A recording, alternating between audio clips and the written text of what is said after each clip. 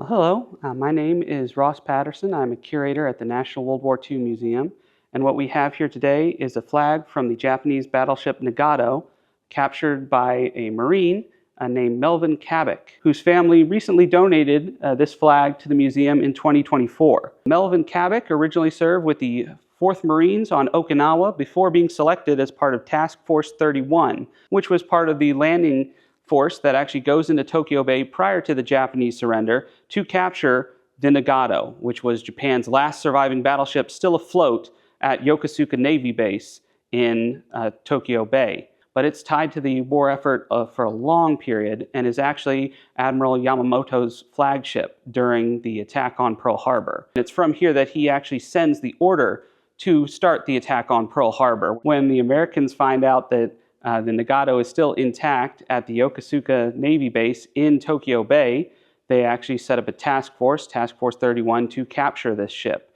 as being the symbolic surrender of the Japanese Navy. After the ship's captured, each member of the boarding party is allowed to retrieve one item from the ship as a souvenir. And he chose this Rear Admiral's flag from her flag locker, and it is actually one of the few flags that would be associated directly with officers on the ship. Anytime you have a flag officer in the admiral's ranking, you're going to have a flag that you would run up when he's aboard. And the Nagato actually lost her rear admiral during some of the attacks later on in the war. So this flag is very symbolic of some of the last stages of the Japanese Navy's upper echelon for the men who are actually serving at sea. Kabik brought this back and actually took photographs with his other service member family members at the end of the war, and was very common to show this to Marines when they would come visit his home in his later years.